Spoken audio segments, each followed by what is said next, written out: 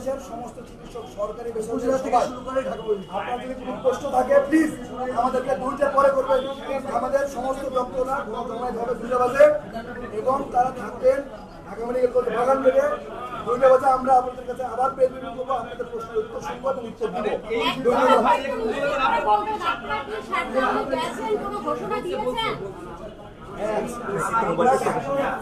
আমরা প্রশ্নের উত্তর দিব। আমি যতটুকু বলেছি আপনারা আমার মেসেজ পেয়েছেন। আমরা সমস্ত প্রশ্নের উত্তর দিব। 2টা বাজে আপনারা বাগান গেটে থাকবেন, আমাদের আরো লোকজন আসবে, আমরা তখন আবার মিট করবো, আপনাদের প্রশ্নের উত্তর শুনবো। আপনারা আমাদের সাথে থাকবেন, আপনারা আমাদেরই পার্ট, আমরা আপনাদের বাইরের কেউ না। We are Bangladesh. আমরা দাবি নিয়ে পরে কথা বলবো।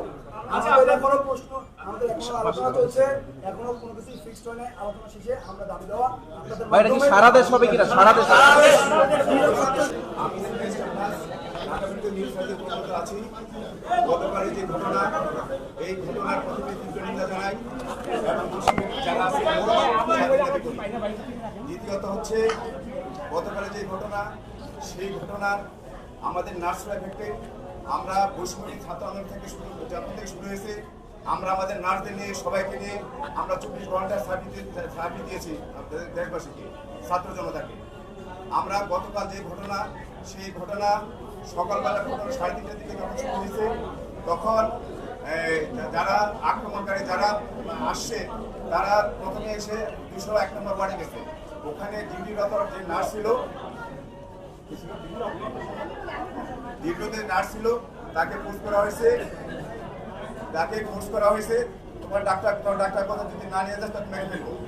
সে তখন উপায় না পেয়ে 201 নম্বর ওয়ার্ডের পাশে একটা ইমার্জেন্সি অপারেশন আছে, ওখানে ছিল ডাক্তার ইমরান আর ডাক্তার